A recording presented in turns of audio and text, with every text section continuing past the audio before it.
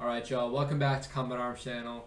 Now this particular video I've seen a lot on Facebook and all around YouTube. A lot of people are doing reactions to it and it's getting a lot more attention, at least this specific unit is. So this is the Irish Defence Forces Army Ranger Wing, or their ARW. Now this is basically the Special Forces unit inside the Irish Defence Forces. So they're responsible for a bunch of different things, as any Special Operations unit is.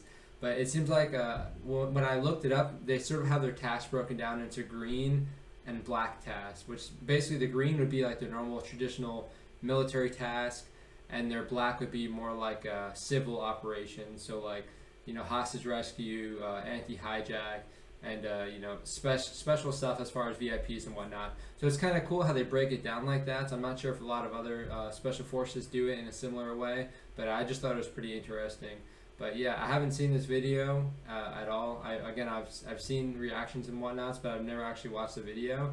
So I'm definitely interested to check it out. And it's a different military. We haven't really checked out anything from Ireland yet, so I'm pretty excited to see how Ireland does it. And if you don't know, Northern Ireland is part of the United Kingdom. The rest of Ireland is their own thing. That's why they have the Irish Defence Forces. So there might be a little bit of confusion. I was a little bit confused about that. It took me a while to understand what the United Kingdom actually was, but I figured it out eventually. So yeah, this should be pretty awesome. Again, if you guys haven't checked out my merch, feel free to check the link down in the description.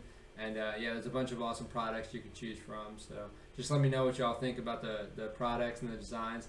If you end up buying anything, feel free to tag me on Instagram or what have you. And yeah, I might throw you up on the video. That'd be pretty cool. But we'll get right into the video.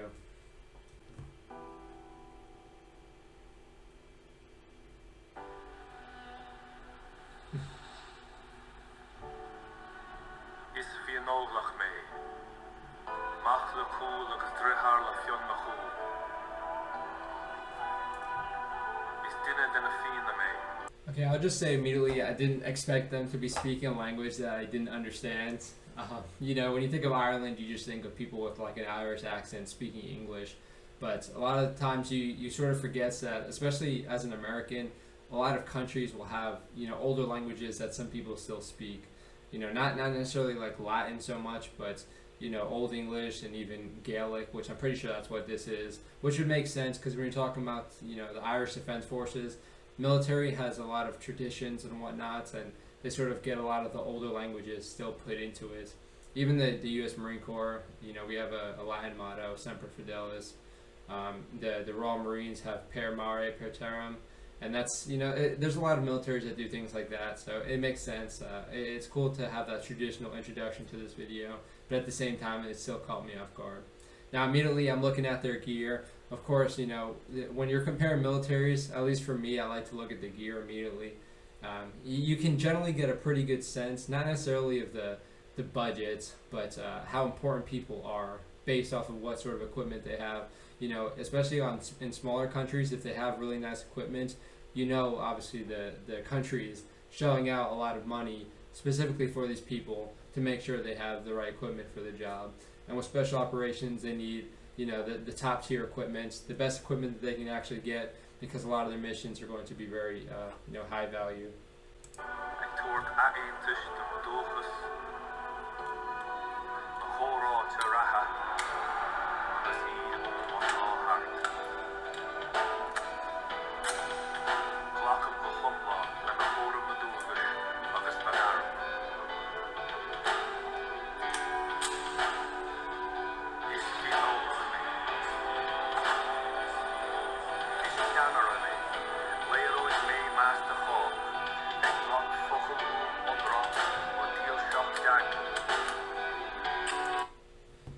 Okay, so yeah, they do have some really nice equipment. You can see with the rifle right there, he's got looks like an HK rifle, if I'm not mistaken, with a Trijicon optic and even like the mini reflex sight. So that's pretty awesome to have like the magnified optic, and on top of that, the non-magnified reflex. It's a very versatile optic. It allows you to do operations at range and also operations, close quarters. So that's pretty awesome. Now I know it showed a little bit of them actually maneuvering like through the forest or what have you, and it might just be for the whole cinematography of the video. But when you think of special operations, you think of people knocking down doors, clearing out ships or buildings, or rappelling and fast roping, doing all this crazy stuff. But there are times that you will need to do normal traditional operations where you're operating in a forest, or doing a raid through a forest or something like that. So it's sort of cool how they throw that in there. Again, a lot of times when you think of special operations, you don't really consider like the actual normal infantry aspect of it, as far as maneuvering through a forest and everything. So that's cool to see. And again, the cinematography is awesome on this video so far. Of course, they're wearing their balaclavas. Obviously, with any special operations, they're going to be a little more sensitive as far as making sure that they hide the identities of their operators. So I'm guessing that's why they're doing it in this video too.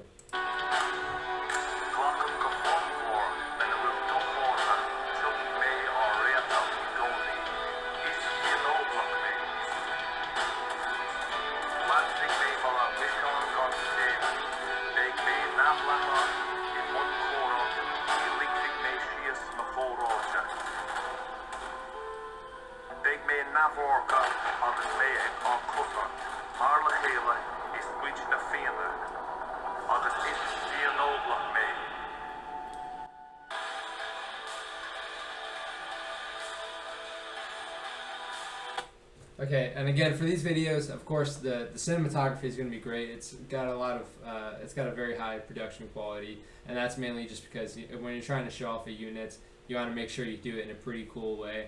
So they're doing a pretty good job with that. I can say that for a fact. But they're doing a good job showcasing, all their different roles, especially. They have the maritime role as well.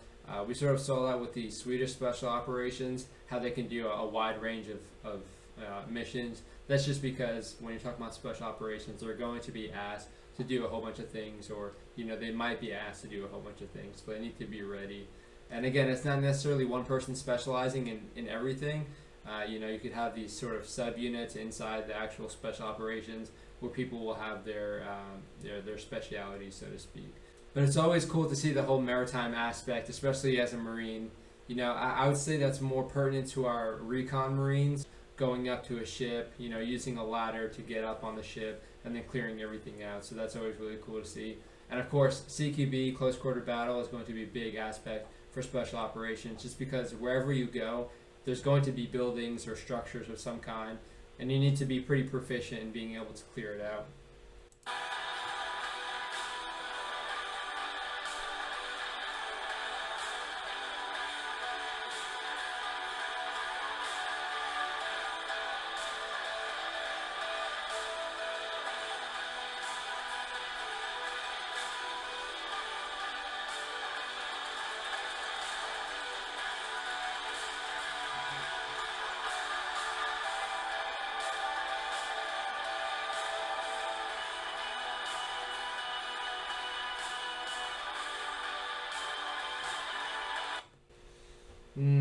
Okay, I don't know how I feel about the whole lasers. Again, we are talking about trying to make them look really cool. So the cinematography and the director, I guess, of this video might have asked for something like that. However, lasers, when you use a laser, you normally can't see the beam unless there's a lot of smoke, and you can see the laser trying to go through the smoke. That's the only time you can really see the beam, unless it's extremely powerful. So normally when you're using a laser, you'd use it under night vision. You'd have an IR laser, and basically you would be able to see it with the naked eye. So it's pretty interesting to see how they're using a visible light laser. So normally when people have lasers like that, it's for quick target acquisition, especially at close ranges. But a lot of people tend to use visible lasers as a substitute for their sights. So they won't really practice the marksmanship fundamentals in the same sense. Again, with CQB, a laser could be totally fine, but you really don't want to be aiming with a laser so much. It's a little bit weird. It can get very confusing when there's a bunch of lasers sweeping all over the place. You might not necessarily know which one is yours. So it sort of strays away from marksmanship in a big regard. So I think they might have just put that in just for the whole cinematography aspect. But again, you see them doing their CQB, they're just flowing right into the rooms. Again, it might just be for the video, but generally you can be a little bit slower unless you're talking about like hostage rescue where you need to be very, very quick and violent, which these guys might be responsible for. You can be a little bit slower, a little more monotonous, just to make sure you're doing things a little bit smoother and not missing anything. But again, that just might be for the video. But I do like their vehicles, how they're, they have like these, they're sort of unarmored, I guess like all-terrain vehicles with the machine gun on the back. It looks pretty sick. They have some camouflage on it.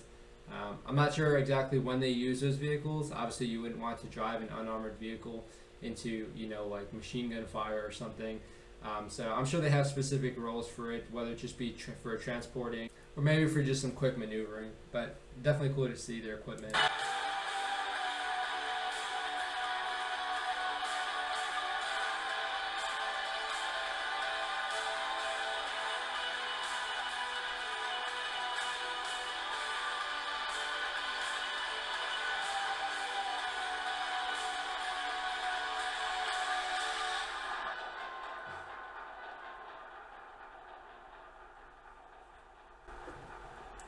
Okay, now I'm probably the biggest fanboy when it comes to flashbangs. I think they're the coolest thing ever. So it's really awesome when I see people implementing them, especially implementing them in a really solid way. You have the two-man. The one man is covering on the danger area, so he's basically holding his weapon on the room. And the two-man would basically just show him, so just show it in his peripheral vision, saying, hey, I'm going to throw a flashbang, so you're not just going right into the room. The dude acknowledges, and then you throw the flashbang and make entry. And again, some people will train on making entry while the flashbang is going off because it's a little bit less shock and awe for you because you know it's going to happen, and obviously you're not going to be trying to look at the flashbang. But yeah, for us in the Marine Corps in close quarter battle on the recapture tactics team, we would throw the flashbang. It would have like a second, like 1.2 second fuse. It would go off, and we would immediately make entry right after it. So it gives us a little bit of leeway. Again, it's not maximum shock and awe making entry while it's going off, but I think it works out pretty well. But yeah, very awesome to see. And again, room clearing, CQB is always fun to check out, see how people are doing it. And yeah, it's pretty interesting to see the visible laser thing, not gonna lie. Now, if y'all could provide any more context as to why you would use a visible laser as opposed to sights or anything for close quarter battle. I know for quick target acquisition it is a thing. And if you can actually see your beam, it might be a little bit easier to control, where your laser is going. But I don't think it's been inherently any quicker to use your laser as opposed to your sights. It just, I guess, allows you to be not as focused on one specific thing. But very interesting to see. This is a really very cool video to check out. Again, when we're talking about any special operations, it's always cool to see how they're doing things. But let me know what you guys think about the video and what you think about the ARW. These guys look pretty serious. Again, feel free to comment in the comment section. Let me know what you think. If you liked the video, hit the thumbs up and definitely consider subscribing to support the channel, and hit the bell so you're notified when I upload any more reaction videos. But that's it for this video, so I will see you all in the next one.